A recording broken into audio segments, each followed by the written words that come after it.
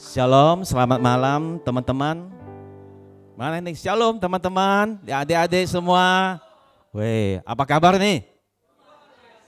Luar biasa ya. Oke, ini udah masuk jam 8 nih ya, jangan ngantuk ya. Sebentar aja, oke? Kita mau sama-sama dengar firman Tuhan. Ya, walaupun kita ada pergumulan, walaupun kita ada masalah, baik di dalam keluarga kita, pekerjaan kita, usaha kita, maupun di dalam keuangan kita, apapun keadaan kita tidak akan pernah merubah rencana dan kedaulatan Tuhan di dalam hidup kita. Amin. Saudaraku, pada saat ini kita mau memasuki rencana Tuhan di dalam hidup kita. Itu tidak gampang untuk kita bisa melakukannya. Kenapa saudara? Karena rencana Tuhan dengan rencana manusia itu sangat jauh berbeda. Di sini karena rencana Tuhan maunya itu selalu yang enak-enak, indah-indah gitu loh. Selalu ada berkat gitu. Tapi rencana Tuhan tidak ada yang enak. Awalnya memang kelihatannya tidak enak, tidak mudah untuk kita lakukan. Selalu bertanya, kenapa begini Tuhan? Kok begini ya Tuhan? Tapi saya mau katakan, endingnya itu selalu terbaik buat kita. Oleh karena itu, rencana Tuhan awalnya kelihatannya kok susah sekali ya. Kok Tuhan berikan rencana seperti ini untuk kita. Tapi malam hari ini saya mau katakan, di balik dari setiap rencana Tuhan, itu yang terbaik buat kita. Amin. Alkitab berkata, sebab rancanganku bukanlah rancanganmu, jalanmu bukanlah jalanku, rencanaku bukanlah rencanamu. Kalau kita ikut rencana Tuhan, semuanya pasti tidak ada yang enak, kawan. Mari malam hari ini kita mau belajar untuk mentaati, memasuki rencana Tuhan di dalam hidup kita. Apabila ada rencana Tuhan yang disampaikan, mungkin melalui pribadi kita mendengar suara langsung dari Tuhan, atau mimpi dari Tuhan, atau bisa juga melalui hamba Tuhan, atau melalui saudara seiman kita. Pada saat kita mendapat rencana Tuhan, baik disampaikan langsung melalui pribadi kita, atau melalui hamba Tuhan, atau melalui saudara seiman kita, kita harus berani mengambil keputusan untuk melangkah, memasuki dan mentaati rencana Tuhan itu. Untuk bisa memasuki rencana Tuhan, ada harga yang harus kita bayar, teman-teman. Ada daging yang harus kita salibkan. Dan ada perasaan yang harus kita korbankan. Kita jangan pikir bahwa ikut rencana Tuhan semua itu enak. Kita sering dengar khotbah Mami Soeng di atas mimbar selalu berkata, kalau ikut Tuhan tidak ada yang enak. Kita harus berani menyalibkan kedagingan kita. Untuk masuk ke dalam ketaatan rencana Tuhan, ada harga yang harus kita bayar. Di balik dari semua rencana Tuhan, Tuhan membuat segala sesuatu indah pada waktunya. Amin. Tetapi sebelum kita memasuki rencana Tuhan, kita harus bayar harga dulu. Baru kita bisa melihat bahwa di balik dari semua rencana Tuhan itu indah, teman-teman. Malam hari ini kita akan belajar firman Tuhan dengan tema hidup dalam ketaatan kepada Allah. Dan saya akan bacakan di dalam Kejadian 22 ayat 1 dan 2 dan Kejadian 22 ayat 9 dan 12. Tapi sebelumnya saya baca dulu Kejadian 22 ayat 1 dan 2. Ya, saya bacakan demikian firman Tuhan.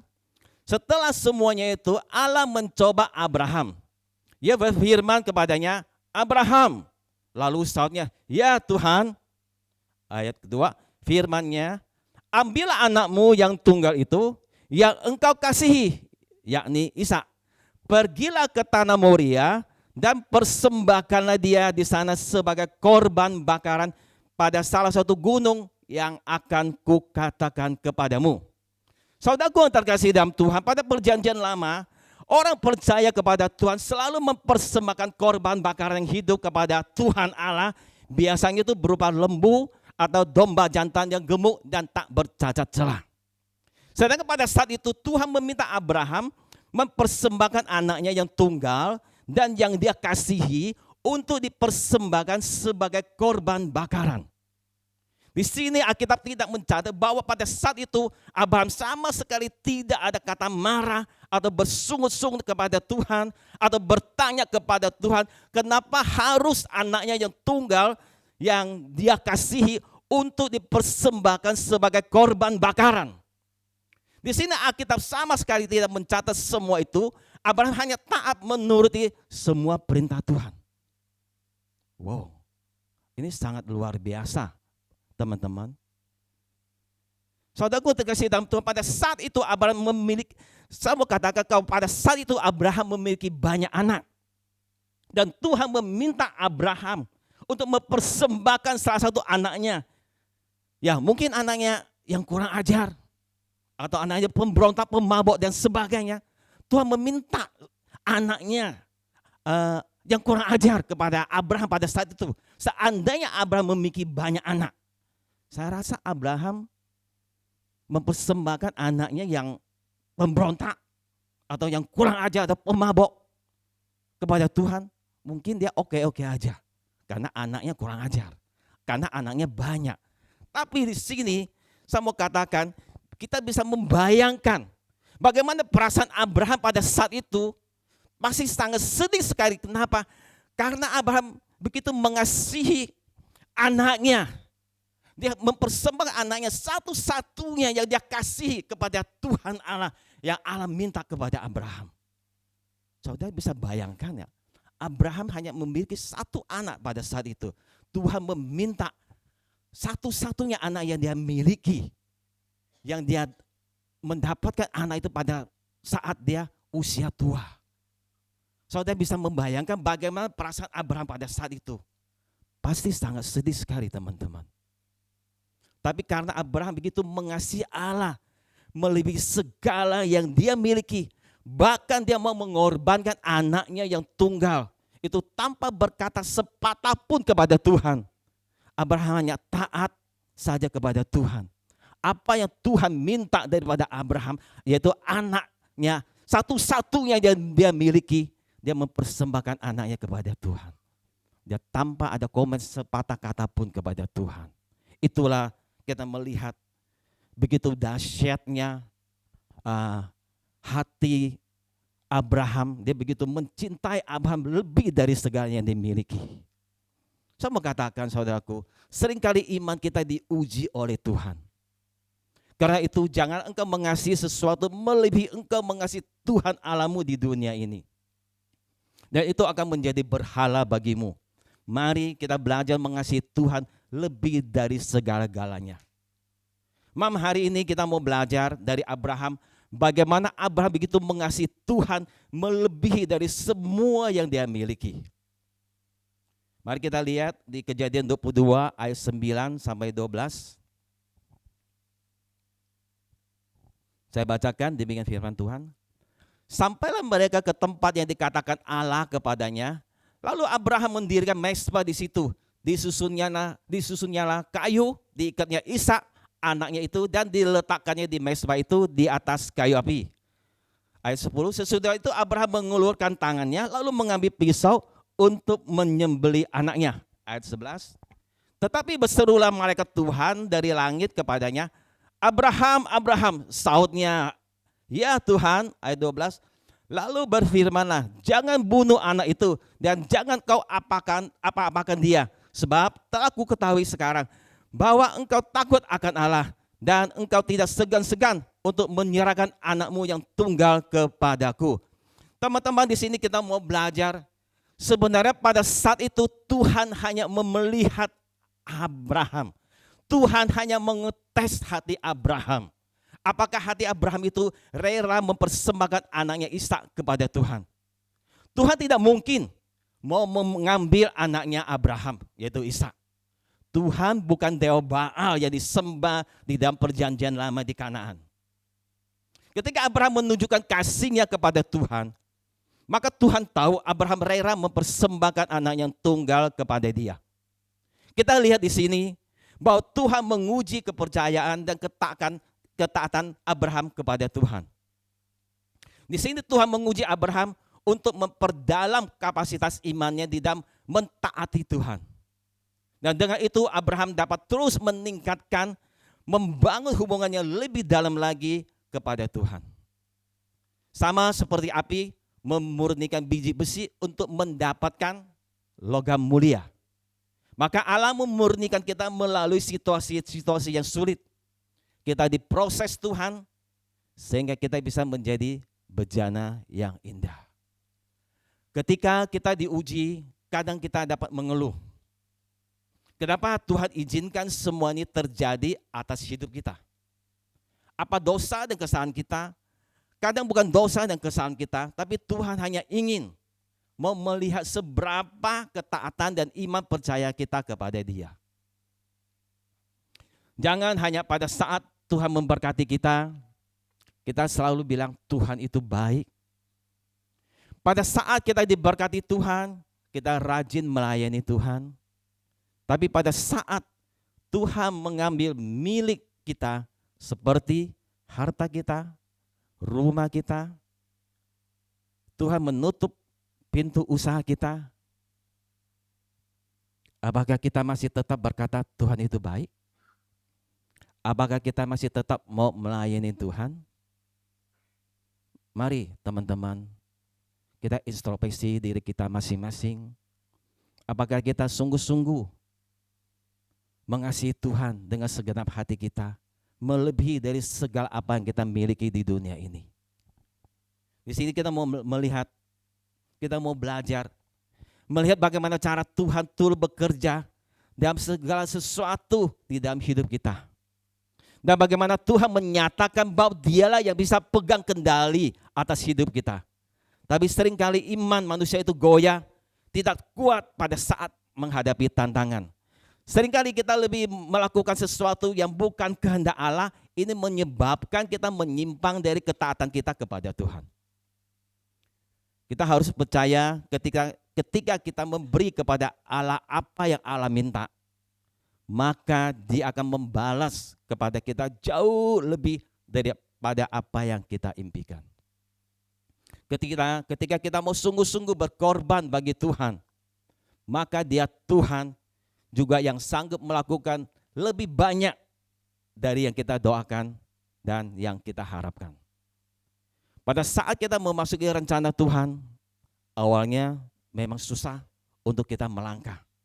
Seakan-akan di depan tidak ada jalan, tapi setelah kita melewati semua itu, maka kita akan melihat rencana Tuhan itu begitu indah. Kalau kita selalu melakukan kehendak Allah, hidup kita jadi berarti, teman-teman.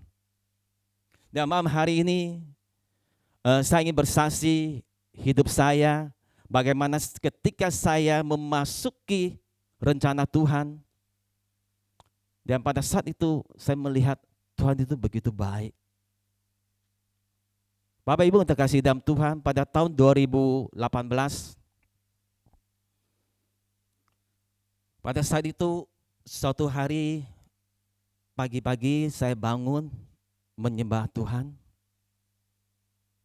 Tiba-tiba saya mendengar suara Tuhan. Dia berkata, jual kedua toko kamu di Tanah Abang. Selama 2 kali saya mendengar suara bilang seperti itu. Dia bilang, jual kedua toko kamu yang di Tanah Abang. Itu pertengahan tahun 2018. Karena saya buka di Tanah Abang, saya buka 3 toko, 2 toko milik saya sendiri, dan 1 itu saya sewa tokonya. Dan pada saat itu kemudian saya bilang sama istri saya bilang tadi pagi waktu saya menyembah Tuhan, ada suara berkata, jual kedua toko kita. Saya bingung, kenapa Tuhan suruh kami jual kedua toko saya, padahal pada saat itu kami tidak butuh uang. Karena toko kami itu lagi rame. Saya lagi diberkati Tuhan luar biasa. Karena bisnis saya itu sedang berada di puncak-puncaknya. Bisa tolong tayangkan toko saya? Ini toko saya. Saat itu toko saya ramenya buat luar biasa gitu. Kenapa Tuhan suruh saya jual toko saya? Saya bingung gitu loh. Itu tuh lihat tahun 2018 bulan 6 tanggal 9. Itu pertengahan tahun. Tapi Tuhan berkata, jual kedua toko kamu di Tanah Abang. Dan akhirnya saya dan istri saya memutuskan untuk menjual kedua toko saya. Itu toko saya dua. Itu benar-benar saya bingung gitu. Kenapa Tuhan suruh saya jual toko? Padahal toko saya ramai sekali gitu loh. Saya tidak, maksudnya saya bukannya lagi kekurangan gitu loh. Mau jual toko, enggak. Toko saya itu lagi benar-benar diberkati Tuhan. Luar biasa. Dan akhirnya kami berdua memutuskan menjual toko saya. Dan saya suruh agen toko, saya menawarkan toko saya. Kurang lebih 2-3 bulan waktu kami selesai ibadah di gereja, kami pergi jalan-jalan ke mall di Emporium. Tiba-tiba saya bertemu dengan seorang teman, dia itu sama-sama buka toko di Tanah Abang juga. Dia panggil saya, dia bilang, kawan, saya dengar kamu mau jual toko ya? Saya bilang, iya. Berapa? Saya bilang, bukan harga segini-gini. Bisa kurang nggak? Ya udahlah, saya bilang, kurang sedikit aja buat kamu. Oke, dia bilang, tunggu kabar ya. Beri saya waktu 1 minggu sama berunding dulu. Saya bilang, oke, nggak apa-apa, saya bilang. Dan puji Tuhan, 1 minggu kemudian dia samperin ke toko saya karena tokonya nggak jauh dari toko saya. Dia bilang, kawan, oke, saya mau beli toko kamu. Dia bilang, kita deal ya. Oke, saya bilang deal. Itu Tuhan kita luar biasa loh. Akhirnya saya jual toko tanpa ada calo toko. Jadi saya nggak keluar komisi sedikit pun juga. Pada saat saya jual toko saya, itu bulan dia pembayar itu karena dia pakai bank, kurang lebih bulan November tahun 2018. Dia udah bayar dan apa yang terjadi teman-teman? Waktu saya jual kedua toko saya, ada seorang sales bahan datang ke toko saya suatu hari, dia bilang, kawan, lu tahu gak sih lu ngomongin ngomongin apa? Itu sama biasa yang lu kelompok yang biasa lu kumpul-kumpul ngobrol-ngobrol itu di toko itu tuh, toko A gitu loh. Yang biasa lu kumpul ngobrol. Kenapa? Lu ngomongin bahwa lu lagi kepepet uang gitu loh. Dia bilang lu lagi macet keuangan lu karena lu jual kedua toko lu. Saya bilang, ya udah biarin aja lah. Saya bilang, itu toko-toko saya, suka-suka saya gitu loh. Akhirnya apa yang terjadi teman-teman? Tahun 2020 bulan Maret apa yang terjadi teman-teman? Masih ingat? Covid ya? Ya disitulah pada saat setelah berjalan dengan waktu, akhirnya saya ke toko, saya samperin toko-toko yang ngomongin saya gitu. Saya ngobrol di tempat mereka. Dia bilang, kawan, lu hebat lu ya. Lu bisa ngeramal lu bahwa akan terjadi Covid lu, dia bilang. Lu kok bisa sih ngeramal seperti itu? Saya bilang, bukan saya yang hebat, Tuhan saya yang hebat, saya bilang gitu. Beri kemuliaan untuk Tuhan kita dong. Di sini kita lihat, pada saat itu mereka selalu tanya, pada saat saya ke toko mereka selalu tanya, bro, apa sih yang akan terjadi tahun depan? Saya bilang, ikut saya ke gereja. Dia kebingungan gitu. Seakan-akan saya di depan mereka itu saya bisa ngeramal, bisa melihat hari depan gitu loh. Dia memang, saudaraku terkasih, seandainya kalau pada saat itu Tuhan menyuruh saya menjual kedua toko saya, kalau saya tetap pertahankan, saya melihat toko saya ramai, kalau saya pakai pikiran saya, apa yang terjadi? Saya akan rugi besar. Karena sekarang toko Tanah Abang tidak ada yang mau beli. Dan mau ngontrak pun orang nggak mau, Bapak Ibu. Itu bayangin tuh. 2 toko waktu itu saya jual itu cukup besar angkanya. Itu akhirnya saya bersyukur pada Tuhan. Wah, Tuhan saya luar biasa ya.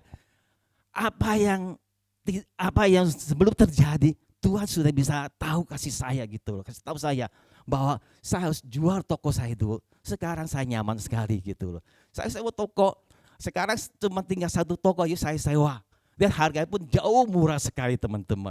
Jadi saya merasa saya bersyukur, untung saya ikuti rencana Tuhan. Kalau saya tidak mengikuti rencana Tuhan, maka hari ini saya rugi besar Bapak Ibu. Mungkin saya nggak bisa tidur Bapak Ibu. Karena kenapa? Ya tokonya nggak laku. Kasih orang ngontrak, orang nggak mau sekarang. Betul. Malahan sekarang saya ngontrak bisa bayar cicil lagi loh. Enak nggak? Enak kan? Waktu itu saya jual toko saya tuh dengan harga yang cukup tinggi loh Bapak Ibu. Dan Kalau kita mau menuruti rencana Tuhan di dalam hidup kita, maka Tuhan tidak akan pernah mengecewakan kita. Amin. Karena kita anak Tuhan, kita selalu menjadi pemenang, ya. Yang dulu yang saya jual toko, teman-teman yang bilang saya butuh uang, yang bilang saya kepepet. Akhirnya mereka bilang, bro, kawan, lu sungguh luar biasa, hebat sekali, ya bilang. Tuhan saya yang hebat, bukan saya yang hebat. Amin. Dan pertengahan tahun 2020, pertengahan tahun terus ya, pertengahan tahun 2020, Tuhan menyuruh saya menjual rumah saya yang di PIK. Jual lagi itu. Ya. Tuhan suruh saya menjual rumah saya yang di PIK. Melalui seorang hamba Tuhan yaitu Babe.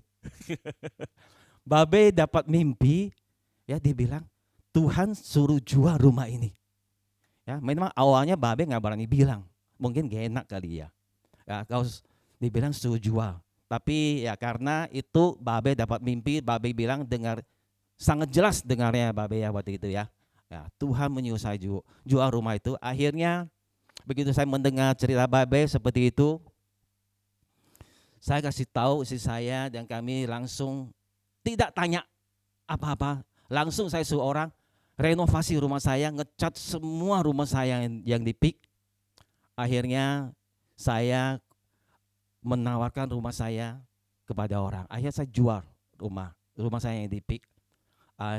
Saya suruh calon-calon rumah menawarkan rumah saya. Memang kalau jual rumah itu nggak gampang ya Bapak Ibu. Bukan seperti jual kacang ya. Hari ini jual, besok langsung laku, tidak. Padahal pada saat itu kami juga tidak kekurangan uang gitu loh. Memang saya mau kasih tahu, saya beli rumah di PIK itu saya ambil cicilan. Ya, tapi pada saat itu saya tidak merasa ada masalah keuangan, kami tidak membayar cicilan rumah kami itu. Tapi Tuhan menyuruh saya jual rumah. Tapi saya ikutin aja karena saya tahu di balik dari semua itu pasti ada rencana Tuhan. Amin. Dan apa yang terjadi, memang jual rumah tidak gampang. Ya, saya jual rumah itu, akhirnya rumah saya laku 2 tahun kemudian. Bapak Ibu saya membayangkan sih jual rumah itu. Ya apalagi rumah saya di PIK dengan harga yang cukup mahal. Ya karena pada saat itu saya ambil cicilan. Ya, dan 1 bulan saya bayar cicilan rumah itu di atas 100 juta. Cicilannya. Dan pada saat itu memang kami bisa bayar, nggak ada kekurangan. Tapi Tuhan suruh saya jual rumah saya. Akhirnya saya ikut apa yang Tuhan katakan, saya ikutin rencana Tuhan. Dan saya tahu, ya, pasti di balik ini semua rencana Tuhan, pasti ada sesuatu yang Tuhan ingin nyatakan kepada saya. Dan apa yang terjadi? Ya ternyata usaha semakin hari semakin susah. Cari uang itu semakin susah. Betul Bapak Ibu? Apalagi keadaan sekarang di Tanah Abang, ya boleh katakan toko itu sangat sepi. Seandainya kalau saya mempertahankan rumah itu pada saat itu, memang saya sanggup membayar. Mungkin hari ini saya akan stres. Karena dalam 1 bulan saya harus membayar di atas 100 juta. Sekarang cari uang di atas 100 juta itu nggak gampang loh Bapak Ibu. Ya, saya mau cari uang 1 juta pun susah. Apalagi saat cicilan saya itu 1 bulan itu di atas 100 juta. Tapi saya sungguh bersyukur kepada Tuhan. Tuhan menyuruh saya menjual rumah saya di PIK, dan akhirnya saya membeli rumah tunai dan tidak ada ambil kredit di bank sama sekali. Nah hari ini saya dan istri saya bisa menikmati hidup saya. Amin. Dan memang pada saat itu saya selalu ketika saya mau menjual rumah saya selalu minta dukungan Mami Song untuk mendoakan rumah saya biar cepat laku. Dan Mami Song juga sering menasihatin saya, dibilang jangan pakai uang bank, Hendy. Ini mau chongnyun không thải lai kong. Mami Soeng sering bilang sama kami berdua, karena kami pemuritan sama Mami Soeng. Mami selalu bilang, Hendy, cepet-cepetlah rumah kamu dijual. Ya, lu bayar tiap bulan itu di atas 100 juta itu bukan nilai yang kecil, gitu loh. Dan akhirnya puji Tuhan, rumah saya laku terjual. Sekarang saya dan istri saya bisa menikmati masa-masa tua saya. Tidak ada beban sedikit pun. Kemanapun saya pergi, kami berdua selalu sukacita. Kalau saya flashback kembali ke masa lalu, Seandainya pada saat itu saya bersikeras tidak mau jual toko saya, karena toko saya ramai, dan saya tidak mau menjual rumah saya karena saya bisa bayar kreditnya, angsurannya, apa yang akan terjadi? Kalau saya lihat hari ini, saya akan mengalami begitu banyak kerugian, teman-teman. Toko saya nggak laku, rumah saya harus bayar cicilan besar, saya akan terus bergumul, mungkin saya stres. Meskipun pada saat itu saya tidak ada masalah keuangan, membayar cicilan, tapi kalau kita melihat hari semakin ke sini, bisnis semakin sepi, pasti kita akan mengalami masalah. Betul nggak Bapak Ibu? Oleh karena itu, saya himbau teman-teman, kalau kita ada berurusan dengan bank, lebih baik kita cepat-cepat kita selesaikan. Ya, bukan saya hanya ingin menasihati teman-teman, kalau kita ada urusan dengan bank soal kredit ke apapun juga, lebih baik kita cepat-cepat kita selesaikan, karena itu akan memakan uang kita. Kita kerja capek-capek, itu akhirnya bunga kita hanya membayar bunga-bunga bank saja. Dan lebih baik kita cepat-cepat selesaikan. Kalau kita nggak ada urusan dengan bank, maka hidup kita akan damai sejahtera. Amin, Bapak Ibu.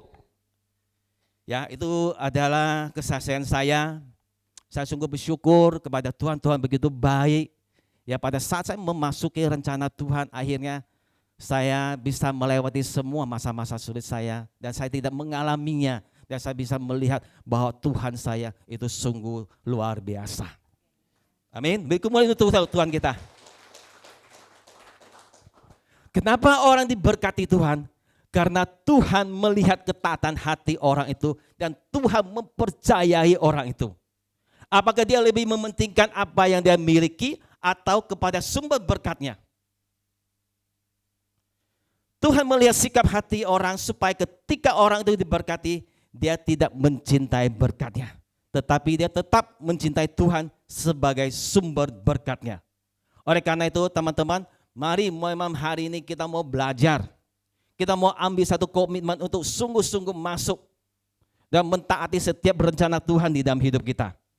Dan kita jangan cintai berkatnya, tapi kita cintai Tuhan sebagai sumber berkat itu. Pada saat kita masuk dan berencana Tuhan, awalnya memang tidak enak, tapi setelah kita melewati jalannya berliku-liku, maka kita akan melihat betapa ajaibnya dan indahnya rencana Tuhan di dalam hidup kita. Amin. Beri kemuliaan untuk Tuhan kita. Mari kita naikkan satu pujian. Saya minta singer, ayo maju ke depan. Ajar kami Tuhan menghitung hari-hari.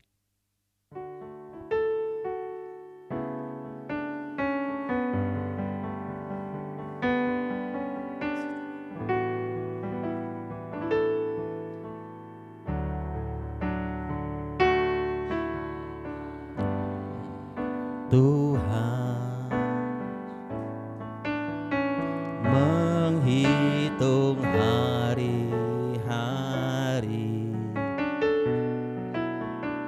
agar kami beroleh hati bijaksana.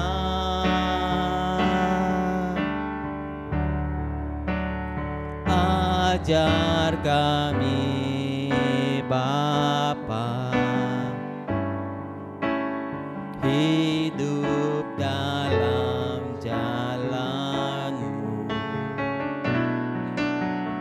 agar semua rencana-Mu digenapi. Mulialah nama-Mu.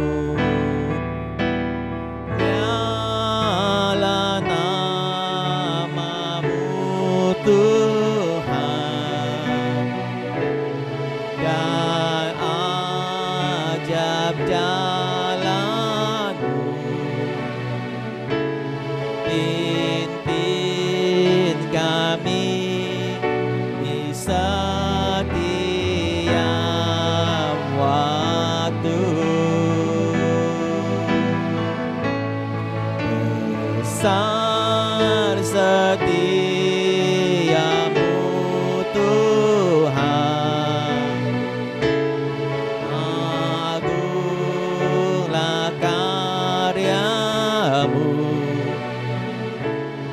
Yesus, kami bersyukur padamu.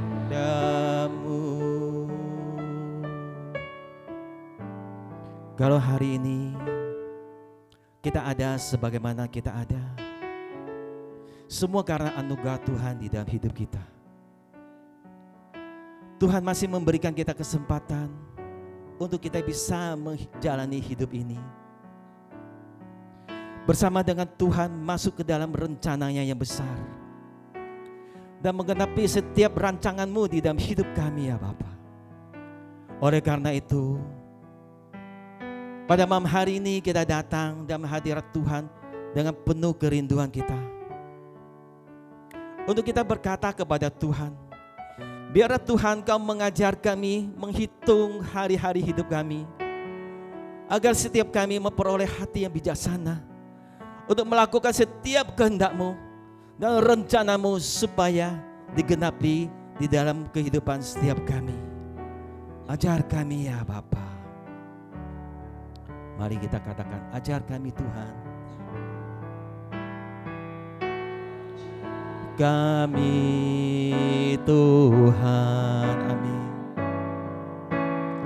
menghitung hari-hari agar kami beroleh hati bijaksana.